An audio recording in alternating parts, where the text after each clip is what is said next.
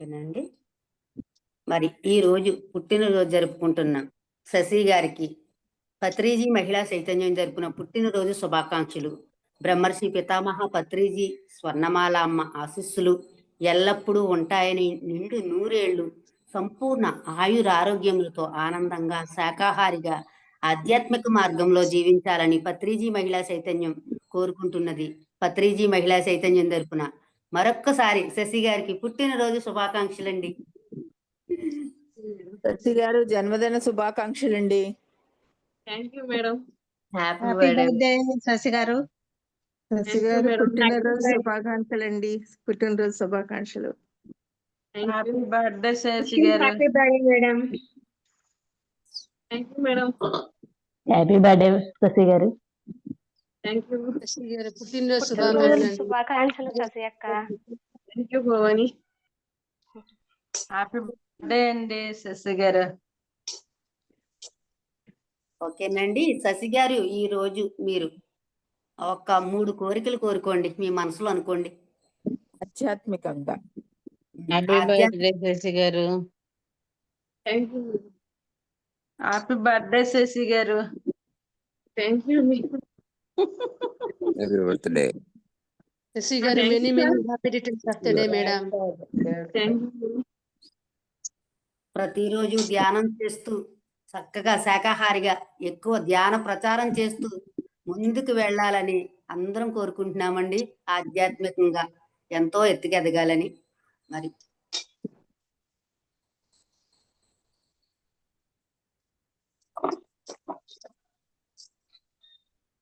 ఓకేనండి. అందరూ ఒకసారి తదాస్తు చెప్పండి. తదాస్తు. తదాస్తు, తదాస్తు, తదాస్తు. తదాస్తు. పత్రిజీ మహిళా చైతన్యం తరపున శశి గారికి happy birthday Shashi garu. Thank you sir. ఆహా, చెప్పు సరే. సూర్యకుమారి గారు థ్యాంక్ యూ. సార్ని ఇన్వైట్ చేయండి. ఈ రోజు చెప్పడానికి వచ్చిన సార్ని ఇన్వైట్ చేయండి. మేడం ఈ రోజు మనకి జ్ఞానాన్ని, ఆత్మజ్ఞానాన్ని అందించడానికి సాయి రోహిత్ గారు వచ్చి ఉన్నారని. వెల్కమ్ టు పత్రిజీ మహిళా చైతన్యం సార్. Welcome sir. నమస్కారం అండి.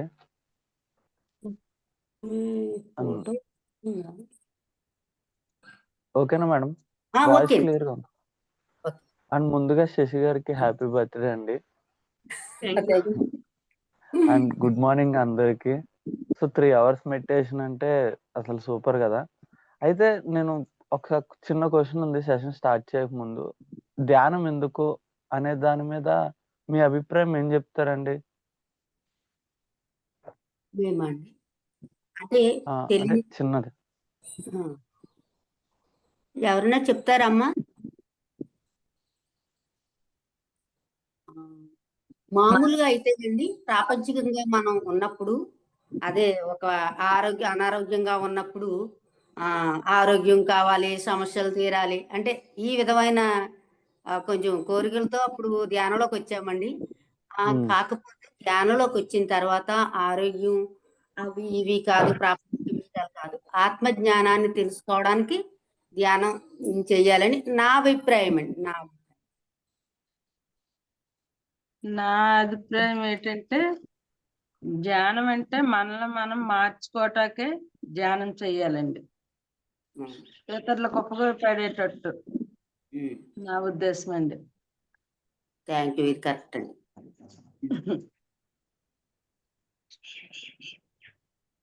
సో అంటే ఎవరికి వాళ్ళకి ఆ ధ్యానం మీద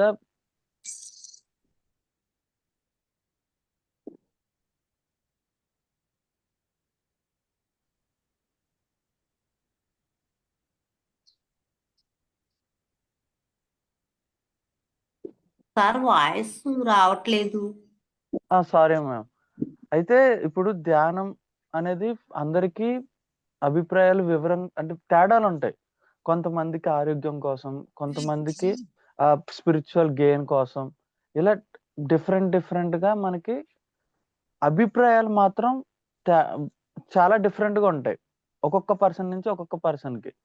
ఒకళ్ళు బండెందుకు తోలుతున్నావు అంటే, నేను నా పనులు చేసుకోవడానికి. ఒకళ్ళేమో సినిమాకెళ్ళడానికి. ఒకళ్ళేమో నా ఫ్యామిలీతో పాటు బయటికెళ్ళడానికి. కానీ అల్టిమేట్‌గా బండి అనేది మనందరికీ అవసరం. ఒక ఫ్యామిలీకి బండనేది అవసరం. ఒక శరీరానికి ఫుడ్ అనేది అవసరం. అలానే మనం జీవిస్తున్న ఈ భౌతిక శరీరంలో ఆత్మలయుండి, ఈ ఆత్మకి మనకి ధ్యానం అవసరం. కాకపోతే ఏంటంటే ఫస్ట్ ఇనిషియల్‌గా ధ్యానం రావడానికి మనకేంటంటే ఒక విత్తనం, ఒక మనసుకి ఇటువైపు తీసుకురావడానికి ఈ అవసరాలు జెప్తారు. అంటే ధ్యానం వల్ల నీకు తలపోటు తగ్గుద్ది. ధ్యానం వల్ల నీకు ఒక 90 మార్కులు రావాల్సిందికి ఇప్పుడు 100 మార్క్స్ వచ్చేసినాయి. ఇవన్నీ ఏంటంటే మనల్ని ఈ ధ్యానం వైపు నడిపించడానికి ఒక ఫీడింగ్ అన్నమాట. కానీ అల్టిమేట్‌గా ఒక స్టేజొచ్చిన తర్వాత మనకి ఈ అవసరాలతో పనుండవు. మనకి ధ్యానం కోసం మాత్రమే జేస్తాం. అదే అసలైన ధ్యానం గూడా. ఈ అవసరాలు అలా ఎప్పుడైతే మనం ధ్యానం కోసం చేస్తామో, ఇంకా ఈ అవసరాలన్నీ ఆటోమేటిక్‌గా మన జీవితంలో ఎలా రావాలో అలా క్లియర్ అయిపోతూ వస్తాయి. ఒకళ్ళకి సంపద కావాలి. సంపద స్టార్ట్ అవుద్ది. మనశ్శాంతి కావాలి. మనశ్శాంతి స్టార్ట్ అవుద్ది. కోరికలు ఎటువంటివి ఉన్నా ఫస్ట్ ధ్యానం అనేది ధ్యానం కోసం చేస్తే ఆటోమేటిక్‌గా మన లైఫ్ టర్న్ అవ్వుద్ది. కాకపోతే ఇనిషియల్‌గా ఏంటంటే ఒకళ్ళని ధ్యానం సైడ్ రావడానికి, ఒకళ్ళని ఈ ధ్యానంలో కూర్చోబెట్టి వాళ్ళకి నేర్పించడానికి కానీ, వాళ్ళు ఇటువైపు అసలు కనీసం చూడడానికి వాళ్ళకి అనేక కారణాలు మనం చెప్తాం. సో, ఇటువంటి వాటికి ఎందుకంటే మనం చిన్నప్పుడే ఆల్రెడీ ఫీడ్ అయిపోయింది. ఏంటి ఫస్ట్ ఆఫ్ ఆల్ ఈ ధ్యానం వేరే పెద్దవాళ్ళకి మాత్రమే. అంతా అయిపోయి ఇప్పుడు జాబ్ అన్నీ చేసి వాళ్ళ ఫ్యామిలీని వెల్ సెటిల్ చేసుకొని ఉన్న వాళ్ళకి మాత్రమే ఈ ధ్యానం అని చెప్పి ఫీడ్ అయిపోయిన వాళ్ళకి ఇప్పుడు చిన్న వయసులో అంటే మా ఏజ్ గ్రూప్ వాళ్ళకి కనుక ధ్యానం చెప్పినా, మాకన్నా చిన్న వాళ్ళకి ధ్యానం చెప్పినా మాకు తీసుకోలేము మేము. అంటే మీరు ఖాళీగా ఉన్నారు కాబట్టి, మీరు పెద్దవాళ్ళు కాబట్టి మీరు ఎంతైనా చెప్తారండి. మాకెక్కడ ఖాళీగా ఉంది. అసలు చాలా ఒత్తిడిగా గురవుతున్నాం. డబ్బు సంపాదించాలి, ఫ్యామిలీ టెన్షన్స్ అన్నీ ఇవి అని మేమే మీకు మళ్ళీ కబుర్లు చెప్తూ కూర్చుంటాం. ఎందుకు? తెలుసు ధ్యానం మంచి చేసిద్దని తెలుసు. కానీ మాకు ఆల్రెడీ ఫీడింగ్ వల్ల. సో, అసలే ఏం జరుగుద్ది ఈ ధ్యానంలో మనకి అనేదే మనకి ఈరోజు టాపిక్ అండి. సైన్స్ ఆఫ్ మెడిటేషన్ దీని ఎనకాలున్నది. యాక్చువల్‌గా ఇప్పుడు ఒక విషయాన్ని మనం నమ్మాలి అంటే మనకు ఆల్రెడీ ఆ విషయం మీద ఫీడింగ్ అయిపోయి ఉంటది. ఎందుకు? మనం పెరిగిన పరిస్థితులను బట్టి, చూసిన సొసైటీని బట్టి, పక్కనున్న పేరెంట్స్‌ని బట్టి, మన ఫ్రెండ్స్ బట్టి, మన సర్కిల్ బట్టి మంచి చెడులనేది ఒక డిజైన్ అయిపోయింది. కానీ నిజంగా మీకు మంచయ్యనేది నాకు చెడై ఉండొచ్చు. నాకు చెడయింది మీకు మంచయి ఉండొచ్చు. మరి దీనికి పోల్తా ఒక మనిషికి నిజమైన అంటే ధర్మం లేదంటే ఒకే ఒక నిజం ఉంది. అదేంటంటే మనందరం ఆత్మలం. చైతన్యవంతులుగా జీవించడానికి మాత్రమే వచ్చామనే నిజం. మనకి ఈ విషయం మనకు అర్థం కావాలంటే వాళ్ళకి ధ్యానం కావాలి. సరే ఒక పర్సన్ ధ్యానంలోకొచ్చాడు. రాగానే మారిపోతాడా అంటే అవ్వుద్దా? అవ్వదు. ఎందుకు? ఆల్రెడీ అతనికి చిన్నప్పటి నుంచి ఫీడింగ్ అయ్యింది. నువ్వు మారవురా! నువ్వు దేనికి పనికిరావురా! నీకసలు ఎటు వెళ్ళినా నీకు ఏమి దొక్కదు. నువ్వు డబ్బు సంపాదిస్తావా? నీ వల్ల అవ్వదు. నువ్వు చదువుతావా? చదువవ్వదు. ఇలా జరగడంతో అతను ఏది చేద్దాం అనుకున్నా కూడా ఒక హుక్కు ఎనక లాగుతూ ఉంటది. ఒక షర్ట్ పట్టుకొని. ఎందుకు? తన ఆలోచనలన్నీ తనకేమి అవ్వదు అనే దాని మీద ఉంది. ఏం కావాలి అనే దాని మీద లేదు. సో, స్లోగా ఎప్పుడైతే ధ్యానం మనం అలవాటు చేసుకుంటామో, ఇతరులు చెప్పే మాటలు ఫస్ట్ తగ్గుతాయి. ఇతరులు ఎప్పుడైతే మన చెవి ఇతరుల నోటి దగ్గర పెట్టామో, వాళ్ళ నోరుకి ఖాళీ ఉండదు. వాళ్ళు మాట్లాడడానికే వచ్చారు ఈ ప్రపంచంలో. ఎందుకంటే వాళ్ళ జీవితం వాళ్ళు చూసుకోరు కాకుండా ఇంకా పక్క నుంచి చెడగొడతారు. నిజంగా అలా మాట్లాడేవాడు వాడి జీవితాన్ని వాడు సరి చేసుకున్నోడు కాదు. సో, ఇక్కడేంటంటే మనకి ఎప్పుడైతే ఈ అవతలోళ్ళ దగ్గర చెవుని పెట్టేసామో అదంతా మన బ్రెయిన్‌లోకి ఫీడ్ అయిపోద్ది. ఇక్కడ ఇలా రోజు రోజుకి ఫీడ్ అయిపోయినప్పుడు మన బ్రెయిన్‌లో కొన్ని న్యూరాన్స్ అని చెప్పి కొన్ని పార్ట్స్ బ్రెయిన్ మనకి ఈ న్యూరాన్స్‌తోనే తయారై ఉంటది. 86 బిలియన్ న్యూరాన్స్ ఉంటాయి. అయితే ఫర్ ఎగ్జాంపుల్ మనం ఇప్పుడు ఇదే మెడిటేషన్ క్లాస్ ఉందండి. 3-6 వరకు మనం మెడిటేషన్ చేసుకుంటున్నాం ఇప్పుడు. ఒక 365 డేస్ 1 ఇయర్ కంప్లీట్‌గా ఇదే మెడిటేషన్ అద్భుతంగా చేసాం. 365 రోజులు చేసాం. నెక్స్ట్ రోజు కనుక మనం చెయ్యకపోతే పొద్దున 3 గంటలకి మీరు లేచి జూమ్‌లోకొచ్చి అరే! ఎవ్వరు రాలేదేంటే అని చెప్పి మనకి చాలా ఇబ్బందిగా ఫీల్ అవుతాం. ఇది నిజం. ఆ మెడిటేషన్‌లో కూడా జరుగుద్దా అంటే జరుగుద్ది. ఎందుకంటే మనకి ఈ ధ్యానం అనేది కూడా అలవాటయిపోయింది. కరెక్ట్‌గా 3కి మీ అంతట మీరు లేచి ధ్యానంలో ఫస్ట్ ఇబ్బందయినోళ్ళు ఇప్పుడు ఎంత ఈజీగా వస్తారండి. ఏ పనైనా అంతే గదా! ఫస్ట్ మనకి సార్ నా వల్ల గాదు నేను చేయలేను అన్నోళ్ళు కూర్చోపెట్టి తొక్కి నారదీస్తే తల్లిదండ్రులు ఆ పర్సన్ ఎళ్లి చేస్తాడు. ఎందుకు? అలవాటయిపోయి ఉంటది. సో, ఇక్కడ కూడా ఏంటంటే మనకి మెడిటేషన్ 3-6 దాకా అలవాటయిపోయేసరికి ఈ మెడిటేషన్‌లో మనకి హ్యాపీగా, పీస్‌గా, స్ట్రెస్ లేకుండా ఫీడ్ అవుతాం. హ్యాప్ ఇలా ఉన్నప్పుడు మనం వేరే గొడవలు పడాలన్నా మనకు ఫస్ట్ గొడవ మీద మనకు చిరాకొస్తది. ఎందుకంటే మనం ఈ మెడిటేషన్‌తో హ్యాపీనెస్‌కి వచ్చాం. హ్యాపీనెస్ స్టేజ్‌కి. ఒక పీస్‌ఫుల్‌నెస్‌కొచ్చాం. బ్లిస్‌నెస్‌కొచ్చాం. ఎంతో సంతోషంగా ఉంటున్నాం మనం ఈ ధ్యానంలో.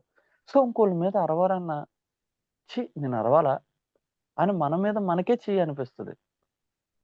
ఇక్కడ ఏం జరిగిందంటే, మీరు ధ్యానానికి అలవాటైనప్పుడు మీ బ్రెయిన్‌లో ఉన్న న్యూరాన్స్ ఆ స్ట్రెస్‌లెస్ స్టేట్ అంటే స్ట్రెస్ లేని చోటకి ఆ హ్యాపీగా ఉన్న న్యూరాన్స్ యాక్టివేట్ అయిపోయినాయి.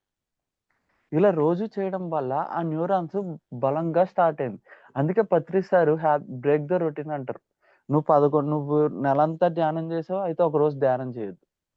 చెప్పారు ఇది సార్ కూడా. ధ్యానం అయినా సరే బ్రేక్ ద రొటీన్ చేయండి అంటారు. అంటే ఇప్పుడు మానేయమని చెప్పట్లే. ఇప్పుడు రోజు మనం ఒకటి ఇప్పుడు 6 గంటలకి ఒక పని పెట్టుకున్నాం. 6:10కి చేద్దాం. 6:01కి చేద్దాం. 6కే మనం కూర్చోకపోతే ఆ పని ఏం జరుగుద్దో చూద్దాం. ఒకళ్ళు రోజు స్ట్రెస్ ఫీల్ అవుతున్నారు. అరే! నా జీవితం ఇంతే, నా జీవితం ఇంతే, నా జీవితం ఇంతే అని. వాడు కనుక ఆ రోజు నా జీవితం ఇంతే అని అనుకోకపోతే వాడికి పిచ్చి లేసిద్ది. ఆ పిచ్చి అందుకే లేచిద్ది. ఎందుకంటే అక్కడ ఆ స్ట్రెస్ అనే న్యూరాన్స్ బలంగా స్టార్ట్ అయింది. చాలా బలంగా. ఇక్కడ దీనికి ఈ న్యూరాన్స్‌కి, ధ్యానానికి సంబంధం ఏంటంటే, మనం రోజు ఈ నడవడిక వల్ల మనకు తెలియకుండా మనకే ఒక పర్టిక్యులర్ నా బతుకు ఇంతే అని చెప్పి ఫీడ్ అయిపోతున్నాం ఇలా. అరే! నా లైఫ్ ఇంతేలే. మనకెందుకొచ్చిన గోల. ఇంక మన లైఫ్ మారదు. మార్చే శక్తి మనకు లేదు. సో, దీనివల్ల ఏంటంటే ఐఏ ఫీడింగ్ వల్ల మన బ్రెయిన్‌లో ఏదైతే మనం అనుకుంటున్నామో ఆ పార్ట్ బలంగా స్టార్ట్ అయిపోయింది. సో, రోజు మనకదే. రోజు అదే గుర్తు చేసిద్ది. మనకు రోజువారీ 90,000 ఆలోచనల దాకా వస్తాయంటండి. 90,000 ఆలోచనలంటే అసలు రోజు అవి రిపీట్ అయ్యుండొచ్చు, కొత్తయి అయ్యుండొచ్చు. అవి మనకి తెలియకుండానే సబ్‌కాన్షియస్ మైండ్‌లో రొటేట్ అవుతూ ఉంటాయి.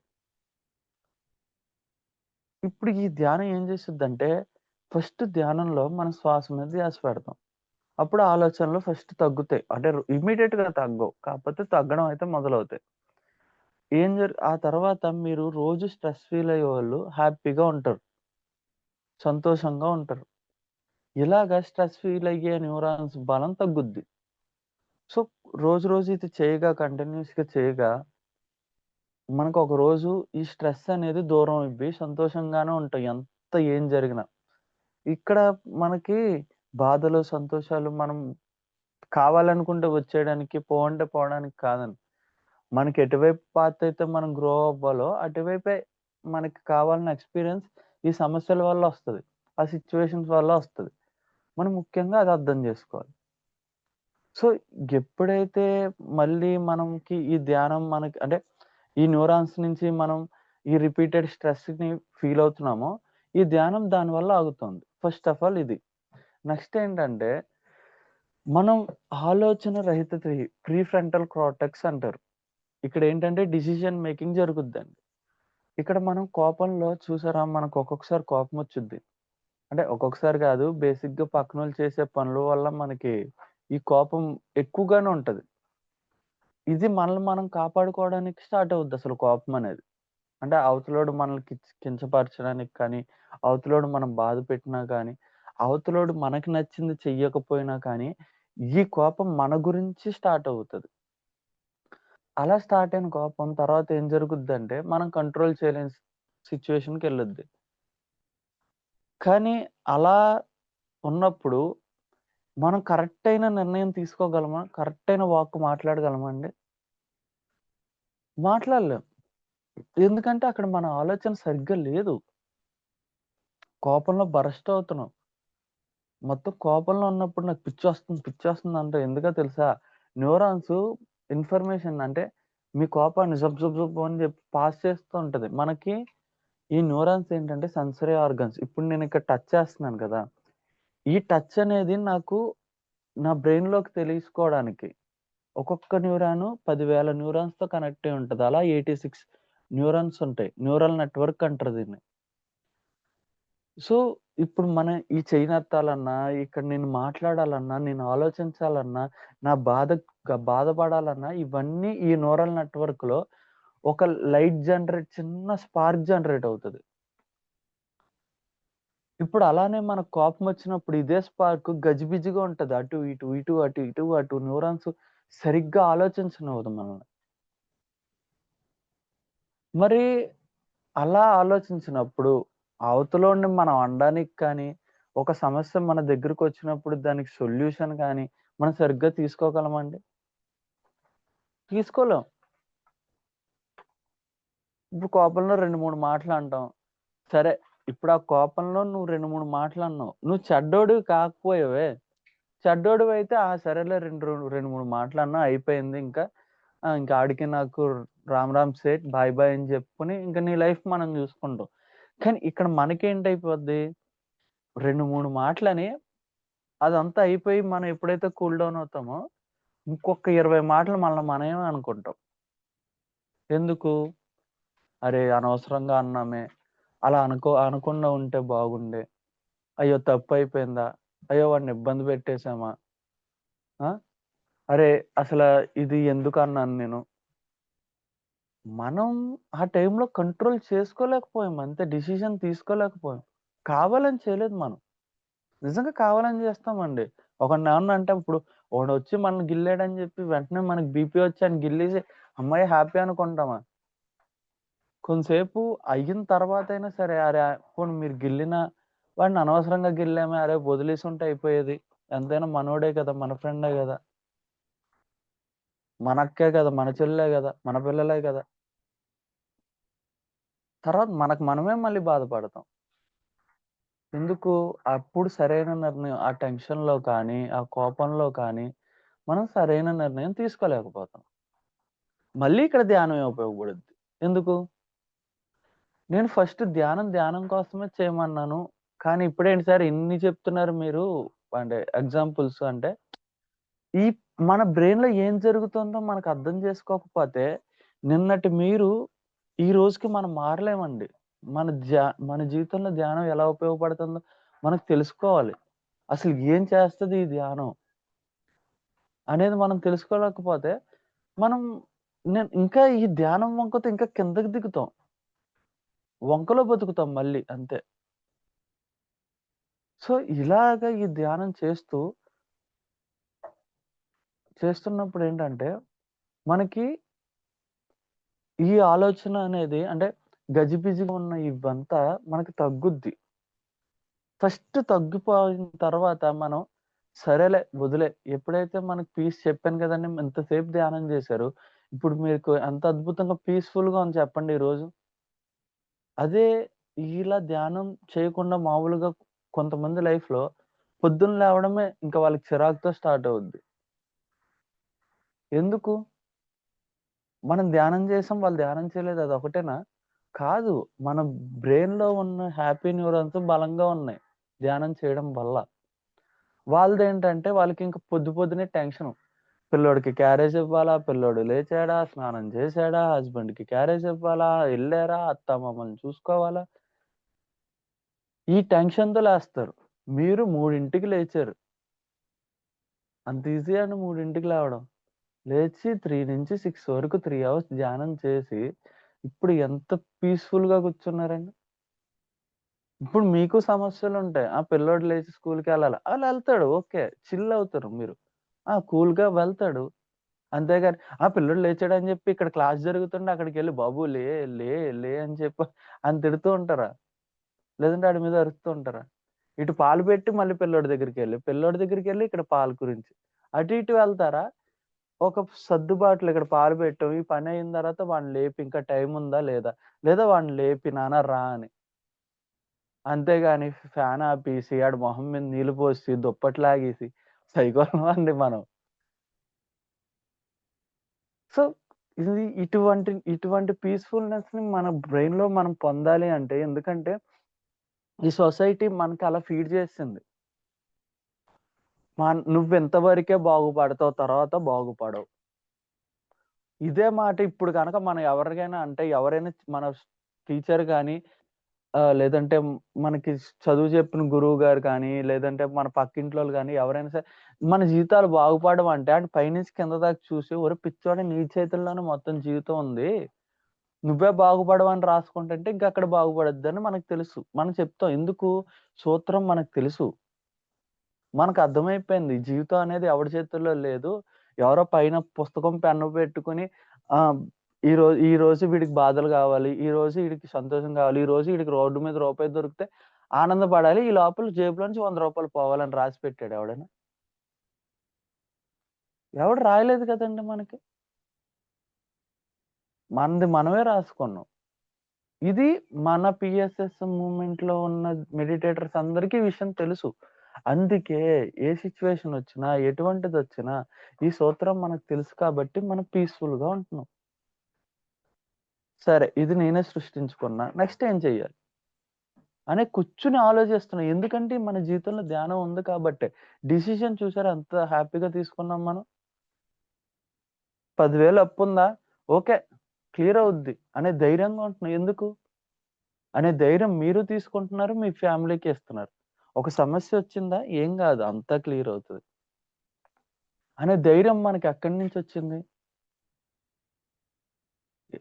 ధైర్యం అనేది ఎప్పుడైతే మన ఆలోచనలు సరిగ్గా ఉంటాయో, ఎంత పవర్ఫుల్ గా మనం ఆలోచించగలమో, ఒక సమస్యకి మనం డిసిషన్ ఎంత పవర్ఫుల్ గా తీసుకోగలమో అక్కడే ధైర్యం ఉంటది. మనం పిరికోళ్ళం, మనం పుట్టుకతో 2 ఫియర్స్ తో పుట్టామంటండి. ఒకటేమో ఫియర్ ఆఫ్ హైట్స్, ఇంకోటేమో ఫియర్ ఆఫ్ సౌండ్స్. అంటే ఇప్పుడు ఎత్తుల నుంచి చూస్తే కొంతమందికి భయం వేస్తుంది. అది ప్రతి మనిషిలో కూడా ఉంటది. ఇది పుట్టుకతో మనం తెచ్చుకున్నాం. ఎవరో పెట్టింది కాదు, ఎవరో మనకి రుద్దింది కూడా కాదు. తర్వాత ఎక్కువ శబ్దం ఆ శబ్దాల వల్ల కూడా మనకి ఫియర్ వస్తుంది, భయం వస్తుంది. మిగతావి అదిగో పాముని చూసి భయపడు అంటే అవతలోడు భయపడుతున్నాడు కాబట్టి ఆ భయం మనలోకి వచ్చింది.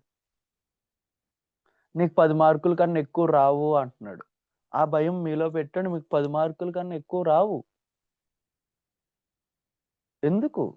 ఎందుకంటే ఈ సొసైటీ మనకి ఫీడింగ్ చేస్తుంది.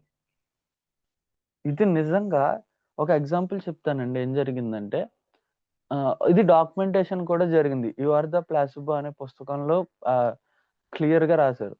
ఇప్పుడు ఒక 2 మనుషుల్ని తీసుకుంటారు. ఆ 2 మనుషుల్లో ఒకడికి చెప్తారు, నువ్వు ఇంకా నీ లైఫ్ మారాలి అంటే ఈ టాబ్లెట్ వేసుకోవాలి, లేదంటే నీ లైఫ్ మారదు అని. ఆర్ఎల్స్ ఈ టాబ్లెట్ కనుక నువ్వు నమ్మకంతో వేసుకోవాలి అంటే ఈ టాబ్లెట్ తీసుకునేటప్పుడు నా లైఫ్ మారుతుంది అని. ఇంకోటి చెప్తారు, నీకు ఎటువంటి ప్రాబ్లమ్స్ లేవు, నువ్వు అంత హ్యాపీగా ఉన్నావు అని. అయితే ఇక్కడ టాబ్లెట్ తీసుకున్నోడికి కండిషనల్ రీజనింగ్ ఇచ్చారు. అంటే నువ్వు ఒక పని చేస్తున్నావు కాబట్టి నీకు ఈ లైఫ్ బాగుంటది, అంటే నీ మార్పు వచ్చుద్ది నీ లైఫ్ లో. ఇంకోటికి ఏమి ఇచ్చారంటే ఆల్రెడీ నీ లైఫ్ బాగానే ఉంది అన్నారు. వాడు ఏం చేస్తాడు, వాడు హ్యాపీగా వాడి లైఫ్ ని లీడ్ చేస్తూ ఉన్నాడు. కానీ ఈ కండిషనల్ రీజనింగ్ ఏంటి, ఈ టాబ్లెట్ నువ్వు వేసుకుంటే నీ లైఫ్ బాగుంటది అన్నవాడికి వాడి లైఫ్ ని అద్భుతంగా తీర్చిదిద్దుకుంటున్నాడు. ఎందుకంటే నమ్మకం వాడికి. ఇక్కడ ఆల్రెడీ నీ లైఫ్ బాగుందనే వాడు ఇంకా ప్రయత్నాలు ఏం చెయ్యట్లేదు. బాగుంది, ఓకే పర్ఫెక్ట్, ఇంకేంటి, బాగున్న తర్వాత ఇంకేం చేస్తాం, మనం కూర్చుంటాం. కానీ నీ లైఫ్ ఇంకా బాగుంటది ఈ టాబ్లెట్ వేసుకోని. ఆ టాబ్లెట్ ఏంటో కాదండి, చిన్న ఉప్పు కలిపి దగ్గర నుంచి వేసి ఇస్తారు అంతే.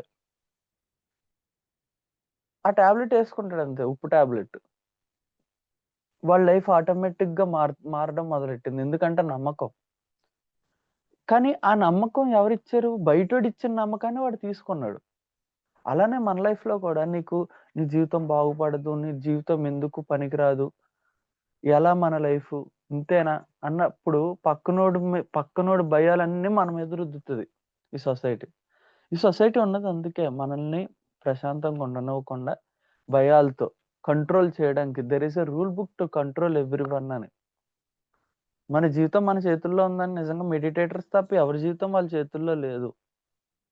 మన మెడిటేటర్స్ మాత్రమే తెలిసి అరే ఏం పోయినా లోక కళ్యాణం కోసం మన జీవితం అని చెప్పి ధ్యానం చేసుకుంటూ జీవితాన్ని మార్చుకుంటున్నాం. మిగతా వాళ్ళకి అంత పీస్ఫుల్ గా ఉందా అండి? వాళ్ళకి చెప్పినా కూడా అర్థం కాని స్టేట్ లో ఉన్నారు. ఎందుకంటే వాళ్ళ మెదడులలో, వాళ్ళ బ్రెయిన్ లో అంత ఫీడింగ్ జరిగిపోయింది ఆల్రెడీ. ఈ భయం కలిగించే ప్లేసు హిప్పో క్యాంపస్ అంటారు. మన మెదడులో ఒక భాగం ఇది. ఇక్కడ ఈ భయం వల్ల కూడా ఇందాక చెప్పాను కదండి, భయం వల్ల కూడా మనకి ఆలోచనలు సరిగ్గా చేసుకోలేము. ఎవరైనా భయం, ఇప్పుడు ఒక పాము ఉంది, పాము అంటే మనకు చాలా భయం. ఆ భయంలో పామును మనం చూస్తే ఓకే పాము అక్కడ ఉంది, మనకేం సంబంధం లేదనుకుంటామా?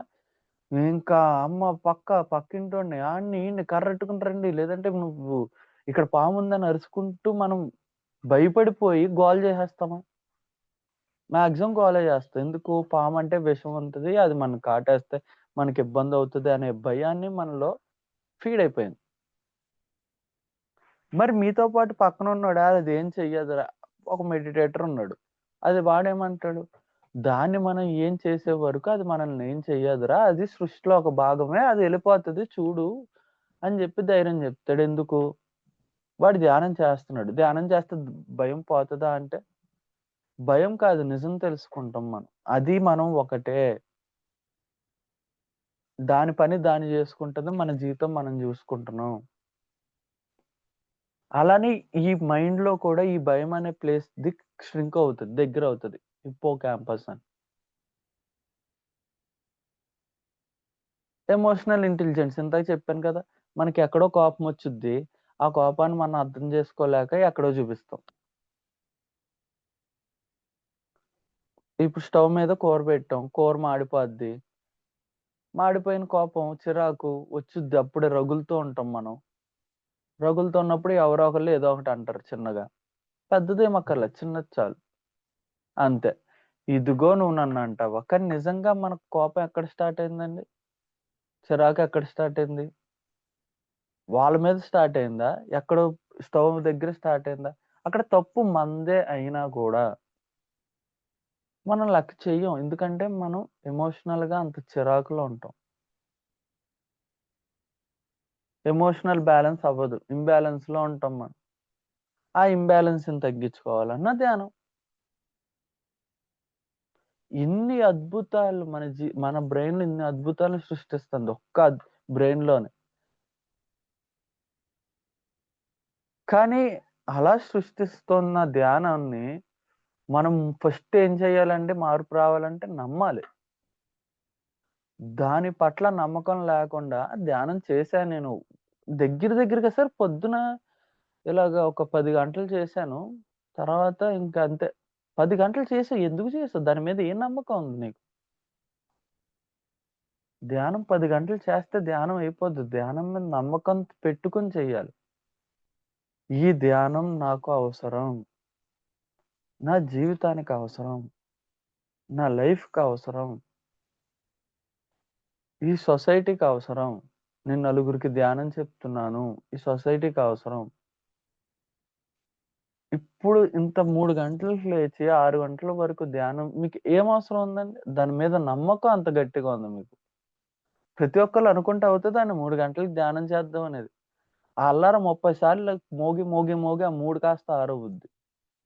అంతే తప్ప 3ంటికి దాని పట్ల నమ్మకం, దాని పట్ల ఎంత బలంగా మనం అంటే విశ్వాసంగా ఉండాలి ధ్యానంకి.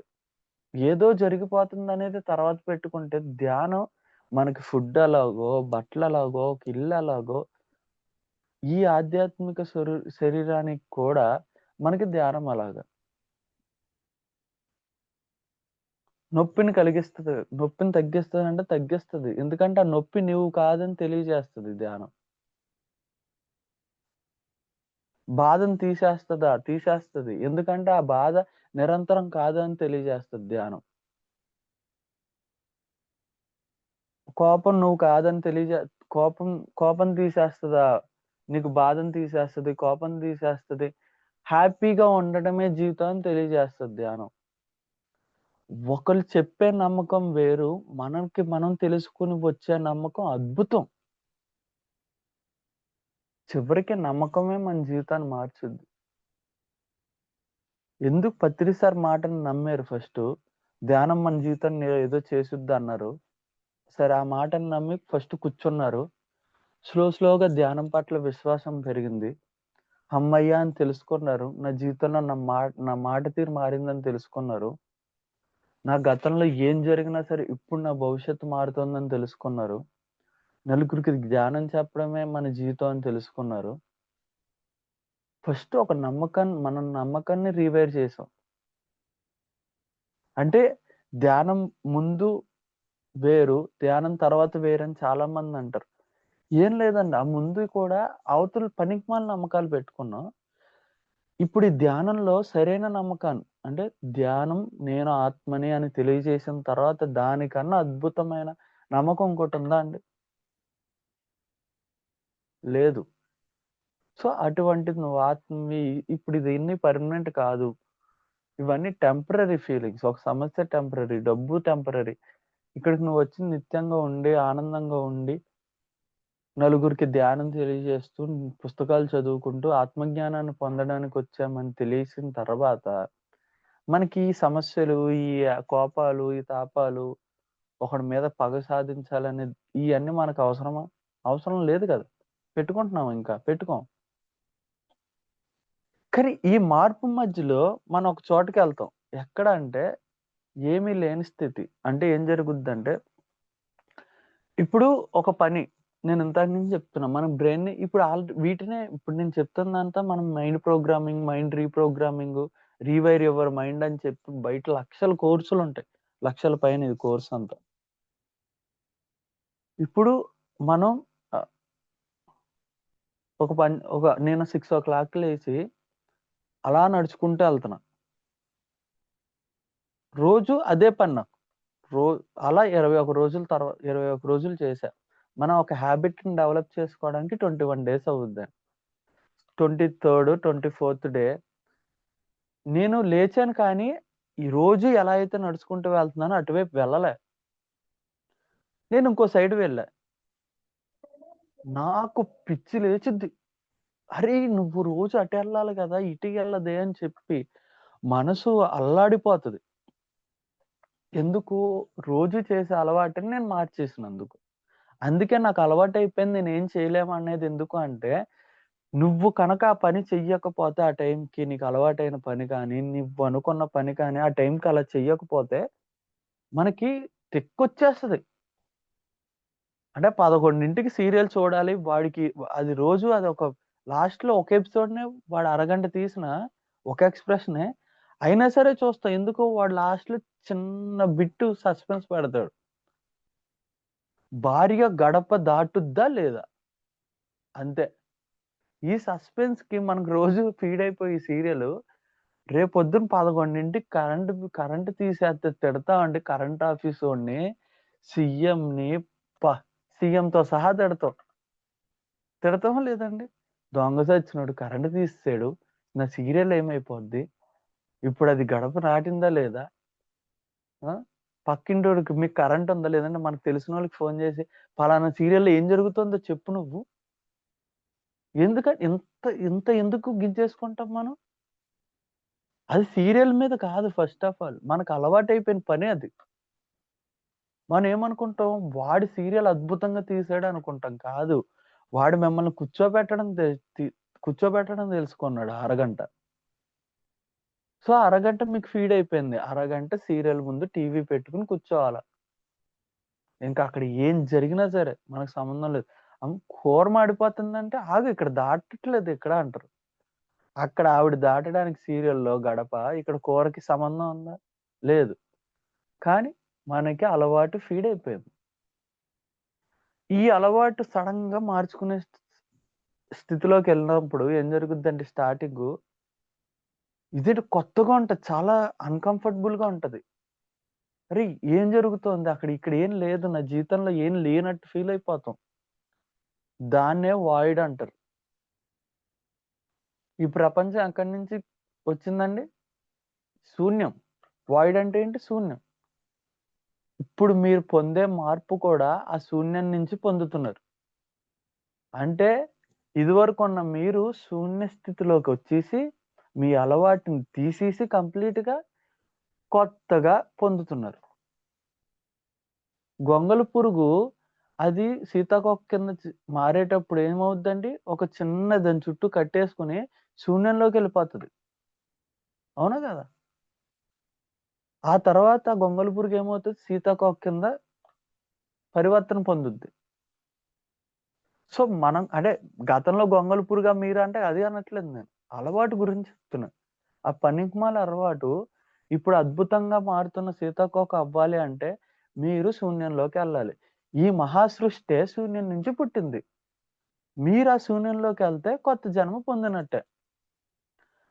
అలాగా శూన్యంలోకి మిమ్మల్ని తీసుకువెళ్ళడానికి, మీలోంచి కొత్త మార్పు బయటికి తీసుకురావడానికి, మీ నడవడిక మార్చడానికి ఈ ధ్యానం సైంటిఫికల్ గా ఉపయోగపడుతుందా లేదా? ఎంతో అద్భుతంగా ఉపయోగపడుతుంది. నిజంగా మారిపోద్దా అంటే మారిపోతుంది. ఇప్పుడు సైంటిఫికల్ ప్రూఫ్స్ ఉన్నాయి. ఇప్పుడు అంటే మీరు మీ పేరెంట్స్ అంటే ఇప్పుడు మా జనరేషన్ కి ఇప్పుడున్న జనరేషన్ కి అంటే మా జనరేషనే కొద్దిగా లాజిక్ గా ఆలోచించి అవునా ధ్యానం చేస్తే ఇది వస్తుందా, నిజమా అని ఇన్ని క్వశ్చన్లు తీసేవారు. ఇప్పుడు వచ్చే జనరేషన్ అసలు దేవుడి మీద నమ్మకం లేకుండా వస్తున్నారు. ఇప్పుడు మీరు వచ్చి మాకు దేవుడు ఉన్నారు సాయి, పలానా దేవుడి దగ్గర మొక్కుదాం అంటే నేను దేవుడు ఉన్నారో లేదో సెకండరీ, ఫస్ట్ మీ మాటకు గౌరవం ఇచ్చి వస్తాను మీతో. అక్కడికి వచ్చి అక్కడ నాకు తెలిసిన వరకు ఓకే అక్కడ ఒక శక్తి ఉంది, అక్కడ రోజు పూజలు చేసి అక్కడ శక్తి కూడుకుంది, అక్కడికి వచ్చి నేను ధ్యానం చేసుకుంటాను. అది నా ఇష్టం. కానీ ఇప్పుడు ఇదే జనరేషన్ మీరు దేవుడి దగ్గరకు రమ్మంటే ఏది చూపించు, ఆధార్ కార్డు ఉందా, పాన్ కార్డు ఉందా, దేవుడికి వస్తాడా, ఇక్కడికి ట్రైన్ వేసుకుని వస్తాడా? ఇటువంటి క్వశ్చన్లు అడుగుతారు. ఎందుకు? వాళ్ళకి తెలియకుండా గొప్ప అనుకుంటున్నారు ఇటువంటి క్వశ్చన్లు అడిగి. కానీ వాళ్ళకి కిందకి జరుపుకుంటున్నారని తెలియట్లేదు. ఇప్పుడు నేను ధ్యానంలోకి రావాలన్నా, నేను ఒక ఆధ్యాత్మిక ప్రయాణంలో నేను రావాలన్నా ఫస్ట్ మా అమ్మ నా వెనకాల పడింది. 13-15 సంవత్సరాలు పడింది మా అమ్మ. ఒరే ధ్యానం చేయరా మారుద్ది. అవునా, నువ్వు మారేవా? ఇగో మీరందరూ ఇలా పరిగెడుతున్నారే రోడ్డు మీద, మారిపోయిందా మీ జీవితం? అహంకారం నాకు అది తెలుసు, ధ్యానం చేస్తే మారుద్ది అని. కానీ ఇప్పుడున్న ఈ జనరేషన్కి అండ్ అమ్మ చెప్పింది వినాలా అని. ఇంకోటి ఏంటి, అమ్మ చెప్పింది వినాలా, నెక్స్ట్ అమ్మ ఎవరి దగ్గరికైనా తీసుకెళ్ళి మన గురించి చెడుగా చెప్పుద్ది. ఫస్ట్ ఒకళ్ళు వచ్చి మనకు ధ్యానం చెప్పాలంటే నా సమస్యలు నేను వాళ్ళకి చెప్పుకోవాలి. సరే నా జీవితం అంతా అయిపోయింది, ఇంకేం లేదు, మొత్తం బూడిద అన్న తర్వాత అయితే ధ్యానం చేయి అంటారు. మా అమ్మ ఏం చేసిద్ది, మా ఓడి కోపం ఎక్కువండి, అదండి ఇదండి అని చెప్పి నన్ను వాళ్ళ ముందర లోకు చేసేసరికి వాళ్ళు చెప్పేది కూడా ఎండడం మానేస్తాను నేను. సో ఇప్పుడు ఈ జనరేషన్ కి మీరు చెప్పినా వినట్లేదు, మేము చెప్పినా అర్థం చేసుకోవట్లేదు. ఇప్పుడు వచ్చిన జనరేషన్ వాళ్ళకి ఏం కావాలండి? ప్రూఫ్స్ కావాలి. ఆధ్యాత్మికంగా ధ్యానం ఎంత మార్చుద్దా అని ప్రూఫ్ కావాలి. ఆ ప్రూఫ్ కన్నా ముందు నమ్మకం ఇవ్వాలి, మార్చుద్ది అనే నమ్మకం. సో దానికే ఈ సైంటిఫికల్ అంటే రాము సార్ కానీ అర్చన మేడం కానీ సైంటిఫికల్ గా మన జీవితం ఎలా మారుద్దో చెప్తారు. అప్పుడే వీళ్ళకి అర్థమవుతుంది. ఇప్పుడు మా జనరేషన్ లో మీ పెద్దవాళ్ళు గౌరవం ఇవ్వి అని చెప్పి మన తల్లిదండ్రులు నేర్పించారు. ఇప్పుడు పిల్లలకి నేర్పించడానికి ఇంట్లో తల్లిదండ్రులు ఉండట్లేదు కదండి. మొగుడు 1,00,000 సంపాదిస్తున్నాడు, నేను 2,00,000 సంపాదిస్తా. అగో నా వైఫ్ 2,00,000 సంపాదిస్తుంది, నేను 3,00,000 సంపాదిస్తా. సరే, ఎంత డబ్బు తీసుకెళ్ళి ఒక పని మనిషిని పెట్టుకుని మా బాబుని చూసుకో అంటారు. ఇంకెందుకు తీసుకుని బాబుని? వాడికి ఎప్పుడు మాట్లాడతారు ఇంకా తల్లిదండ్రులు? రేపొద్దున రేపొద్దున ఆడు పెద్ద అయిన తర్వాత తల్లిదండ్రుల మీద గౌరవమైనా ఉంటది ఆడికి. ఆడికి కనీసం మంచి చెడు చెప్పడానికైనా ఎవరున్నారు వాడికి? ఈ రోజు ఈ నెల చూసుకున్న పని మనిషి రేపు పొద్దున ఉండదు, వేరే పని మనిషిని పెట్టుకుంటాం. కానీ నిత్యం ఉండాల్సిన తల్లిదండ్రులు చిన్నప్పటి నుంచి చెప్పాల్సిన మాటలు వాడికి చెప్పకపోతే వాడు బయటికి వెళ్ళి వినడం మొదలు పెడతాడు. బయట విన్నాడంటే ఇంకా అంతే, దరిద్రం. ఇంకా అది అమ్మా నీ జీవితం నువ్వు ఇక్కడే ఓటేయాలి, వీడికి ఓటేస్తే మన జీవితం మారిపోద్ది. ఓటేస్తాను సార్, మారిపోయిందా? ఇంక ఇంతే సార్. ఇప్పుడు 10th క్లాస్ దాకా చదివాను సార్, మారిపోతుందా? మారిపోద్దమ్మా, నెక్స్ట్ ఇంటర్ చేసే. సార్ ఇంటర్ చదివాను, మారిపోతుందా? నెక్స్ట్ డిగ్రీ చేసే. సార్ డిగ్రీ చేశాను, ఇప్పుడు ఉద్యోగాలు ఎందుకులే అమ్మ, ఉద్యోగాలు లేవు, ఎంబీఏ చేస్తావా? సార్ ఎంబీఏ చేసాను. ఎంబీఏ చేస్తే ఓకే, బాగా చదువుతున్నాను, పీజీ చేస్తావా? సార్ పీజీ చేశాను. ఇంకా వాడు ఇలా చేసుకుంటూ పోతుంటే వాడి జీవితం ఏముంది? అంటే చదవద్దు అనట్లేదు, కానీ వాడు చెప్పింది చేసుకుంటూ వెళ్ళిపోతున్నావే. నీకంటూ సొంత నిర్ణయం తీసుకోవాలి కదా. అసలు ముఖ్యంగా ఈ జనరేషన్కి అలా లేదు. ఆ సోషల్ మీడియాలో వాడితో ఏదో ఒక రీల్సో లేదంటే ఏదో ఒక షార్టో గేమ్లు ఆడుకుంటూ వాడు వచ్చేసాడని వీడిచ్చేయడం, వీడిచ్చేసాడని ఇంకోటి వచ్చాడు. సో వీళ్ళకి సైంటిఫికల్ గా మీరే దగ్గర నుంచి చెప్పాలండి. మీ మాటలే వింటారు కొద్దిగా. మీ ఇంట్లో ఉన్న పిల్లలకి మీరు ధ్యానం చెప్పాలంటే మనం కూడా వాళ్ళ సైడే మారాలి. ఇదిగో ధ్యానం చేయడం వల్ల ఇది జరిగిందంట, నువ్వు ఒక 10 రోజులు చేయి, జరుగుద్దో లేదో చూడండి.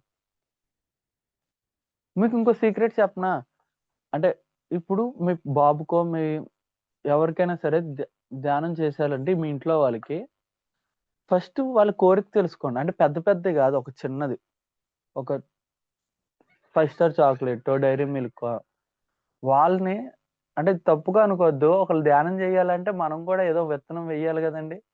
సో దానివల్ల ఏంటంటే ఒక ఒక 100 రూపాయలు, నాకు ఒక చిన్నపిల్లాడు ఉన్నాడు, అన్న నాకు 100 రూపీస్ పెట్టి ఒక బొమ్మ కావాలి, లేదంటే 100 రూపీస్ పెట్టి చాక్లెట్ కావాలి అని అంటాం. అని కోరికతో వాడిని ధ్యానంలో కూర్చోబెడతాం. కూర్చోపెట్టి వాడిని మీరు గైడ్ చేయండి ఆ 10 మినిట్స్. అంటే ఆ కోరిక మీద కాదు, ప్రశాంతత మీదకి. మీరు పక్క నుండి గైడ్ చేస్తే గైడ్ చేసి మీ మాటలు వాడు వింటే 11వ రోజు తర్వాత 12వ రోజు వాడు ధ్యానంలో ఆటోమేటిక్గా కూర్చుంటాడు. కానీ ఇక్కడ మీరేం చెయ్యాలంటే వాడు ఒక కోరిక కోరాడు కదా, ఏది 100 రూపాయలు పెట్టి చాక్లెట్, ఒక బొమ్మ, అది మీరే కొని ఇప్పించండి ఫస్ట్. లేదంటే ఆటోమేటిక్ గానే జరుగుద్ది. ఇక్కడ వాడికి ఏం స్టార్ట్ అవుద్ది అంటే చిన్నపిల్లడికి ఒక నమ్మకం స్టార్ట్ అవుద్ది ధ్యానం మీద. ఆ నమ్మకం వాడు చేయగా చేయగా చేయగా వాడి లైఫ్ నే మార్చేస్తుంది. అసలు ఏం జరుగుతుందనే కోరిక పుట్టుద్ది. Power of manifestation, law of attraction, universal laws, మనం చెప్పుకుంటూ పోతే అసలు స్పిరిచువల్ నాలెడ్జ్ కంటెంటే వేరు. అన్నీ అవుతున్నాయి అంటే మన ఫ్రీక్వెన్సీలోకి వస్తున్నాం. మన ఫ్రీక్వెన్సీ ఈ లైఫ్ కి ఇప్పుడు మనం కోరికకి ఇది మ్యాచ్ అవ్వకపోతే మన ఫ్రీక్వెన్సీలోకి రాము. 2 లక్షలు ఒక 10 లక్షలు ఇల్లు కొనాలంటే మన బ్యాంకులో ఎంత ఉండాలండి? 10 లక్షలు ఉండాలా లేదా? మరి మనం అద్భుతమైన జీవితం పొందాలి అంటే అద్భుతంగా మన ఆలోచనలు ఉండాలి కదా. సార్ నా జీవితం ఇంతే సార్, ఓకే, కానీ నా లైఫ్ బాగుండాలి అంటే నీ జీవితం ఇంతే అని నువ్వే ఫిక్స్ అయిపోతావు, కానీ లైఫ్ బాగుండాలి అని చెప్పి కూడా మనమే ఫిక్స్ అయిపోతాం. మన నమ్మకం, మన ఆలోచన బలంగా ఉంటే అప్పుడు మన లైఫ్ మారుతుంది. హయ్యర్ ఫ్రీక్వెన్సీ, లోవర్ ఫ్రీక్వెన్సీ అంటారు దాన్ని. అద్భుతమైన ఆలోచనలు ఎక్కడ ఉంటాయండి? హయ్యర్ ఫ్రీక్వెన్సీలో ఉంటాయి. చిన్న బతికింతే, ఏంట్రా బాబు ఇది, ఇంకా మారదన్న లైఫ్, ఇవన్నీ లోవర్ ఫ్రీక్వెన్సీ. ఈ మధ్యలో ఈ లోవర్ ఫ్రీక్వెన్సీకి హయ్యర్ ఫ్రీక్వెన్సీకి మధ్యలో శూన్యం. ఎందుకు? చెందాలి కదా మీరు పరివర్తన. ఆలోచనలు గొంగళి పురుగులా ఉండేది సీతాకోక చిలుక కింద మారాలి. ఈ లోవర్ ఫ్రీక్వెన్సీది తప్పులేదు, హయ్యర్ ఫ్రీక్వెన్సీది కరెక్ట్ అని చెప్పట్లేదు నేను. కాకపోతే మన జీవితాన్ని అద్భుతంగా మార్చాలంటే మన ఆలోచనలు అద్భుతంగా ఉండాలి. అలా అద్భుతమైన ఆలోచనలు మారాలి అంటే మనలో భయం, ఎమోషనల్ బ్యాలెన్స్, డిసిజన్ మేకింగ్, కోపం, ఎంతవరకు మాట్లాడాలో అంతవరకే మాట్లాడాలి. ఇవన్నీ ఎక్కడ తెలుస్తాయండి? ధ్యానం చేస్తుండగా తెలుస్తాయి. సో నేను చెప్పింది ఏంటంటే, ఇప్పుడున్న పిల్లలకి ఒక గేలం వేసి వాళ్ళని లాగాలి అంటే దానికి ఎరబెట్టాలి. మనం లాగుతుంది తప్పు పని మీద కాదు, ధ్యానం వైపుకి.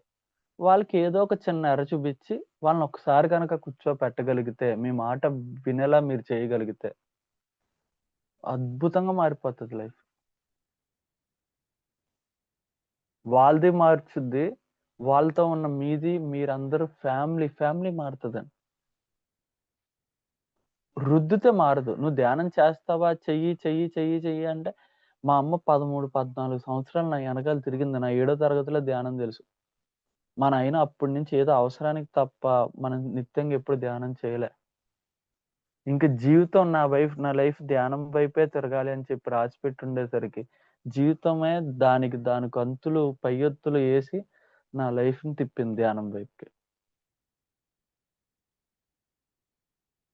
సో జరగాలనుకునేది జరుగుద్ది, కానీ జరిగేదాకా వెయిట్ చేయడమే మనకు మూర్ఖత్వం. నేను మేబీ చిన్నప్పటి నుంచి అప్పుడే మా అమ్మ చెప్పిన మాట ధ్యానం చేసి ఉంటే ఇంకా అద్భుతంగా ఉండదేమో లైఫ్. ఇప్పటికి లేట్ అవ్వలే, బట్ ఏదైనా సరే తెలుసుకున్నప్పుడు ఇది కరెక్ట్ అన్నప్పుడు దాన్ని ఆచరించుంటే అదే మారుద్ది. లేదు ఇది నీకు అవ్వాలి అని రాసి పెట్టుంటే మాత్రం ఇంకా జీవితం డాన్స్ అయిపిచ్చేస్తుంది అటువైపు వెళ్ళేదాకా. నాకు చాలా సంఘటనలు జరిగినాయి నేను ధ్యానంలోకి రావడానికి. ధ్యానమే నా చుట్టూ తిరిగింది. 13 సంవత్సరాలు 10 సార్లు తిరిగారు నా చుట్టూ. ధ్యానం నేను చేయను అని తిరిగా. కానీ జీవితం ఊరుకుంటుందా? నా లైఫ్ ధ్యానంతో ముడేసింది. ప్రతి ఒక్కరి లైఫ్ ధ్యానంతో ముడేసింది, అవునా కదా? సో దానికి ధ్యానం.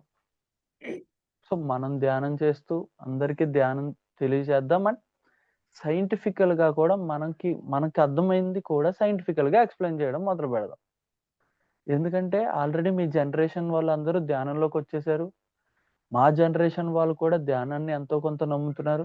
ఇప్పుడు ఈ జనరేషన్ కి కనుక మనం సరైనగా పోర్ట్రేట్ చేస్తే ధ్యానం గురించి అందరూ మారిపోతారు.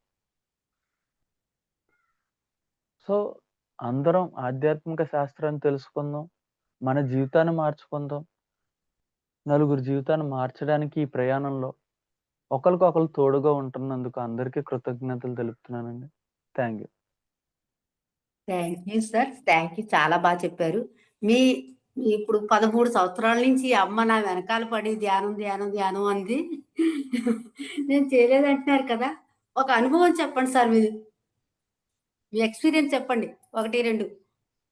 అంటే మా అమ్మగారు మాది ఇక్కడ ఆంధ్రప్రదేశ్ వెస్ట్ గోదావరి అండి, తాడేపల్లిగూడెం. 5వ తరగతి నుంచే మా అమ్మగారు 6వ తరగతి నుంచి మా అమ్మకి ధ్యానం తెలుస్తుంది. సో మాది కొద్దిగా అప్ అండ్ డౌన్స్ ఉన్న ఫ్యామిలీ. మేబీ అమౌంట్ పరంగా ఓకే, కానీ మా అమ్మకి ఏంటంటే ఈ ఆధ్యాత్మిక, మేము ప్లస్ బ్రాహ్మిన్స్, అందులో మా అమ్మకి స్పిరిచువల్ గా బాగా ఇంకా పూజలు అది చేస్తూ ఉండేది. డాడీ కూడా పూజలు నమ్ముతారు. కానీ మా అమ్మ ఎప్పుడైతే ధ్యానం విందో ఆవిడకి ధ్యానం పట్టింది. మా అమ్మకి చిన్నప్పటి నుంచి ఏంటంటే, మా తమ్ముడు పేరు శ్రీకాంత్. అరే వాడి లైఫ్ ను వాడు లీడ్ చేసుకుంటాడు, కానీ నీ లైఫ్ అయితే నువ్వు లీడ్ చేసుకోలేవు, నువ్వు కనుక ధ్యానం చెయ్యకపోతే అనుభవిస్తావురా అని చెప్పి శాపం పెట్టింది. అంటే శాపం కాదు, ఇంకా ఆవిడకి ఏంటంటే నువ్వు ధ్యానం చెయ్యకపోతే నీ లైఫ్ నువ్వు ట్యూన్ చేసుకోలేవు, ఎంతవరకు నువ్వు మార్చుకోలేవు.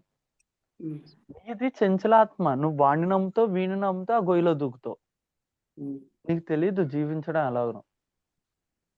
సో ఇలాగ నాకు ఫస్ట్ ఇంకా నెమ్మదిగా ఏంటంటే మా అమ్మ అవసరాల కోసం ధ్యానం చేపించేది.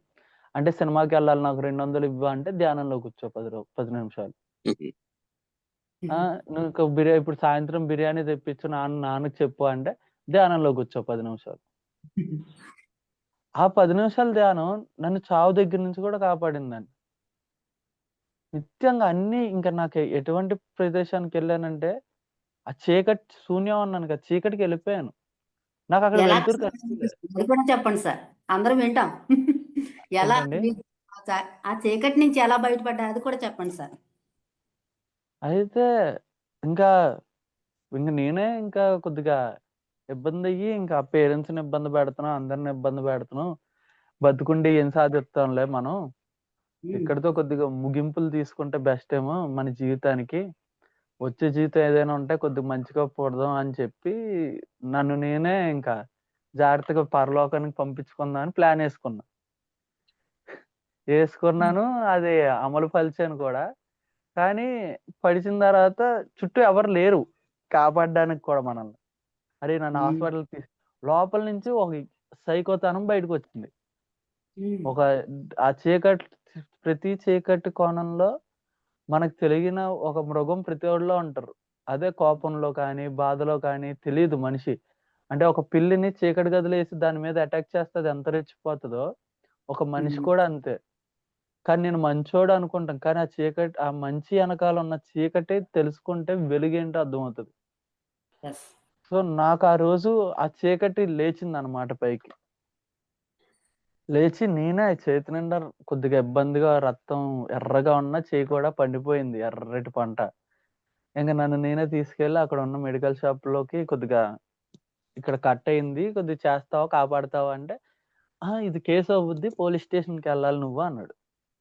సరే ఇప్పుడు నువ్వు కట్టకపోతే పోలీస్ స్టేషన్ నీ షాప్ దగ్గరికి వస్తాడు, నాకు ఏదైనా అయితే నువ్వు కడితే నీకు 500 ఇస్తా, లేదంటే పక్కన షాప్ లోకి ఇస్తా అని వాడి దగ్గర కట్టుకున్నా. మరి ఇప్పటిదాకా ఉన్న కోపం అంతా ఒకసారి ఇప్పుడు బయట స్టార్ట్ అయింది కదండి. ఆల్రెడీ నా ఫీడింగ్ ఎలా ఉంది, ఈ ప్రపంచం అంతా మనకు సరిపోరు, మనకొద్దు, అందరూ మోసగాళ్ళే, మనము మోసం చేస్తారు, మనకి తల్లిదండ్రులు ఉన్నారు కానీ మనల్ని మనమే సరిగ్గా లేము, ఇంకా వాళ్ళని ఏం చూసుకుంటాము, ఇంకా మనం ఉంటే వాళ్ళకి భారం అని చెప్పి ఇవన్నీ ఇంకా వెనక్కి పుష్ చేసేసరికి ఆ చీకటి బయటకు వచ్చేసింది.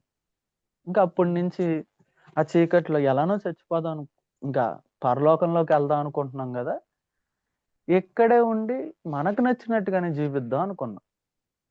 మనకి నచ్చినట్టు అంటే ఒకడు ఏరా అంటే వాడిని నిలగొట్టడం, ఒకడు పోరా అంటే నువ్వు రా అంటావా, నీకు అంత ధైర్యం ఉందా, నువ్వెవడు రా, నువ్వు రా అంటే నేను రా అంట. ఇదేం మార్పురా, ఇది మా అమ్మ ఇన్నిసార్లు అడిగింది, అరే ఎంత అద్భుతంగా ఉండేవాడు ఇలా మారిపోయావేంటి, ఏమొచ్చింది వాళ్ళకి చెప్పుకోలేం కదండి. పక్కన అమ్మోళ్ళలో పడుకుని పెరిగిన వాళ్ళకి వెళ్ళి అమ్మ నాకు జీవితం ఇలా అయిపోయింది, నేను ఇలా వెళ్ళిపోయాను, నాకు ఇవన్నీ చెప్పుకోలేం కదా. ఇంకా ఏదో ఒక ఉద్యోగం చెయ్యాలి, డబ్బు కావాలి కదా, ఇంట్లో ప్రతిసారి డిపెండ్ అవ్వమని చెప్పి ఏదో ఉద్యోగం చేస్తే మా అమ్మ ఇంకా నువ్వు ఉద్యోగం కాదు ఏమీ కాదు, నువ్వు కడతాలు వెళ్తావు, 2019లో కడతాలు వెళ్ళి పైమాలో కలు వేణుగోపాల్. ఇంకా ఎంత పెంట అంటే ఇంటికి వెళ్ళాను అప్పుడే పండగ అంటే ఈ టైంలోనండి, దివాళీకి ఇంటికి వెళ్ళా, దీపావళికి ఇంటికి వెళ్ళా.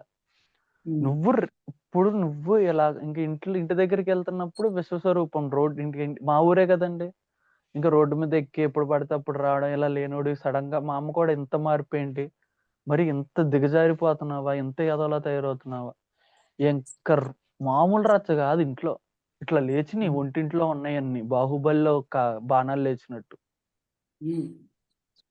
ఇదేంటి నువ్వు నీకు నచ్చింది నువ్వు చేయి. ఇంకా నేను అన్నా, నువ్వు ధ్యానం చేసి ఏం సంపాదించారు, మీరంతా ఏం సంపాదించారు, ఆ పెద్ద ఆయన గురించి వచ్చింది కదా మాకు తెలియదా ఇవన్నీ అంటే నాకు ఆ పెద్ద ఆయన గురించి తెలియకపోవచ్చు, కాకపోతే నేను ఎందుకంటున్నా, నన్ను అంటున్నారని నేను అనాలి, నాకు నాకు నాకు నేను సాటిస్ఫాక్షన్ ఇచ్చుకోవాలి. మీరు నన్ను అంటున్నారు కాబట్టి నేను అనడం మొదలు పెడుతున్నా. ఇంకా నువ్వు ఇంకా మా అమ్మకి కోపం వచ్చేసింది, ఇంకా 13 అనే రేంజ్కి వచ్చేస్తావా నువ్వు, అదేంటి ఆ చంద్రముఖి సినిమాలో ఒక చేత్తో ఇలా మంచాన్ని ఎక్కుతున్నట్టు ఎత్తుతోంది అన్నిటిని. నువ్వు ఆయన జోలికి వస్తావా? నీకు అంత ధైర్యం ఉందా? నువ్వెంత? నీ బతుకెంత? ఎవరినేమంటున్నావు? ఇంకా నాకు ఉన్న 10 రోజులు ఒక నరకం. ఆల్రెడీ మొన్నే నేను నరకం నుంచి పరలోకంలోకి వెళ్తుంటే వెనక్కొచ్చాను. నువ్వు ఇక్కడ కూడా నరకం చూపిస్తావు ఏంటి? నీకేం కావాలి ఇప్పుడు అని చెప్పి ఇంకా మనం తగ్గాలి. మా అమ్మ తగ్గట్లేదు ఇంక ఎట్టి పరిస్థితిలో. ఇంకా నువ్వు మారాలి అంటే నువ్వు కడతాలకి వెళ్ళాలి. అప్పుడు దాకా చేసిన పనికిమాలి పనులన్నీ చేస్తూ కూర్చున్నా. అంటే పనికిమాలి పనులన్నీ లెక్క చేయట్లేదండి ఇంకెవరిని. ఏదో నేను ఇల్లీగల్ గా చేస్తున్నట్టు కాదు. నా జీవితం నా ఇష్టం అని చేసుకుంటున్నాను అహంతో. నేను నీకు చెప్పాలేంటి, నువ్వెవడు అన్న అహంతో చేసుకుంటున్నా. సో 2019లో పైమాకు వచ్చాను. వచ్చిన తర్వాత ఇంకా నాకు తెలీదు. వచ్చాను, బ్యాగ్ పెట్టాను, వెళ్ళి ఆటోమేటిక్ గా అక్కడ కడతాల పిరమిడ్ ఉంది కదండి ఆ రోజు 21st స్టార్ట్ అయితే నేను 20నే వచ్చేసా. పైమా అప్పుడే ఫస్ట్ మళ్ళీ మళ్ళీ స్టార్ట్ చేశారంట. చేసి అక్కడ భగవద్గీత అదంతా పెట్టారు అప్పుడు సెట్టింగ్ అది. వెళ్ళాను, అలా వెళ్ళి మెడిటేషన్ లో కూర్చున్నా. నాకు ఇంక కడతాలు వదిలి ఎలబుద్ధి కావట్లేదు, ఎడుతున్నా, నేను రానని మా అమ్మతో. నేను ఎవడేమంటా, నేను మనుషుల్ని ఎదవాలనుకున్నా, నాకు అసలు ఇంత చండాలమైన మనుషులు ఉంటారు అంటే ఇక్కడ లేరు అక్కడ ఉన్నారని నేను కంపేర్ చేయట్లే. ఎక్కడైనా మనుషుల స్వభావమే. కానీ ఎక్కడైనా వాళ్ళకు ఉండేది ఇది ఉంటది, ఏది నాకు పొందాలి, ఇది చేయాలి, నేను నలుగురిలో కనిపించాలని. ఈ ధ్యానంలో వచ్చిన తర్వాత నలుగురు బాగుండాలి, నేను బాగుండాలి అనే వాళ్ళు ఎక్కువ కనిపించారు నాకు. ఇక్కడ కూడా ధ్యానం వంకతో బతికే వాళ్ళు ఉండొచ్చు. కానీ అది అంటారు చూసారంటే, చిన్నపిల్లల మనసు ఏది కోరకుండా చాక్లెట్ ఇవ్వంటాడు చేతిలో అన్నది ఇయ్యని నవ్వుతేస్తాడు చూడండి. అది చూసినప్పుడు మన మనసులో అలా తెలియక ఒక ఫీలింగ్ వస్తుంది, అరే ఇదిరా లైఫ్ అంటే అని. అంటే ఆడు చిన్నపిల్లడు ఆ మొహం చూడగానే వాడు ఇదిగో చాక్లెట్ తీసుకో అనగానే వాడికి ఏం తెలీదు, అసలు వాడి చేతిలో చాక్లెట్ ఉందనేది కూడా వాళ్ళకి సరిగ్గా గుర్తించలేని సిచ్యువేషన్. ఇక్కడ అంతంత డబ్బులు ఉన్నా కానీ, హోదా ఉన్నా కానీ, వాళ్ళ జీవితాన్ని కొద్దిగా ఇబ్బందులు ఉన్నా కానీ, వాళ్ళ జీవితం బాగుద్ది అనే నమ్మకం వాళ్ళు కలిగించుకుంటూ ఇంకోళ్ళకి కలుగు చేస్తుంటే ఎన్నాళ్ళు ఎక్కడ ఉన్నారా? మా అమ్మ వీళ్ళ గురించి ఆ 13 ఏళ్ళు చెప్తోంది నాకు అనుకుని అక్కడ మార్పు వచ్చింది. కాకపోతే మళ్ళీ మనకి అప్పుడే మార్పు వచ్చింది కానీ అహం ఒప్పుకోదు కదండి. 3 సంవత్సరాలు మళ్ళీ పైమల్లో ఉన్నాను. ఇంకా కొద్దిగా మళ్ళీ ఇక్కడ హైదరాబాద్ ఉద్యోగం కోసం వచ్చాను. మనుషులు మారినాయి, ప్రవర్తన మారినాయి కదా అని చెప్పి నేను మారిపోయా మళ్ళీ. ఈసారి ఎన్నిసార్లు అంటే ఈ గ్యాప్ లో మాకు ఇలా ప్రతిసారి ఇలా వెళ్ళింది చావు. నేను ఫ్లైఓవర్ ఇది డివైడర్ దాటి అడిగేస్తే మా అమ్మ ఎందుకు పిలిచిందో తెలియదు, వెనకాల నుంచి పిలిచిందేమో అని వెనక్కి తిరిగా, తప్పని లారీ వెళ్ళింది. మా అమ్మ పైనుంచి చూసి ఇంకా కిందకు పరిగెట్టుకుని ఏమైంది ఏంటి అని జాతకాలు చూపించాడు. ఇంకా ఇంట్లో మా నాన్నగారు మా అత్తయ్య చెప్తారు కదండి, జాతకం చూపించు, వాడిది ఎందుకు ఏం రాసి ఉందో అని. అందరి జీవితం బాగుంటది అంటాడు. మీరు చెప్పింది నమ్ముతానని నేను, బాగుంటే ఇలాగెందుకు ఉంటది. కానీ నా జీవితం బాగుండడానికి ఆ జాతకాలు ఇవ్వ కాదు, నేను ధ్యానం మీద పెట్టుకున్న నమ్మకం. మళ్ళీ నా జీవితం ధ్యానం వైపు రాసింది, ప్రతి ఒక్కరి జీవితం ధ్యానం వైపు రాసిందని తెలుసుకున్నాను. ఎప్పుడైతే ధ్యానం వైపు రాసింది అని నాకు క్లియర్ గా అర్థమైందో, ఇంక ఈసారి ధ్యానాన్ని వదులుదామనే ఆలోచన లేదు నాకు.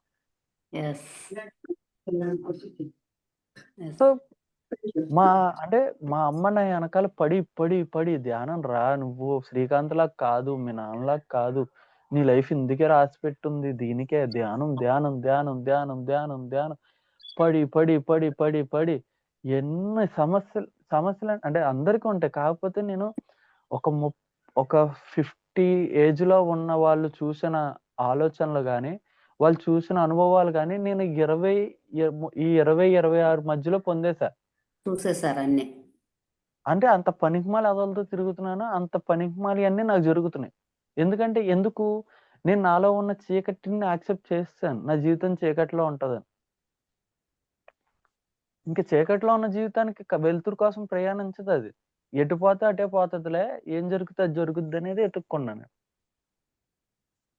కానీ ఆ చీకటిలో కూడా ఒక్కసారి కాంతి బిందువు పడితే చీకటి ఎంత అద్భుతంగా మారిపోద్ది. పెద్ద పెద్ద లైట్లు పెట్టక్కర్లేదు. ఒక్క చిన్న రే చాలండి అలా కాంతి వస్తాయి. చీకటిలో వెలుగు. అలా కాంతి మళ్ళీ ధ్యానం తీసుకొచ్చింది మా అమ్మ.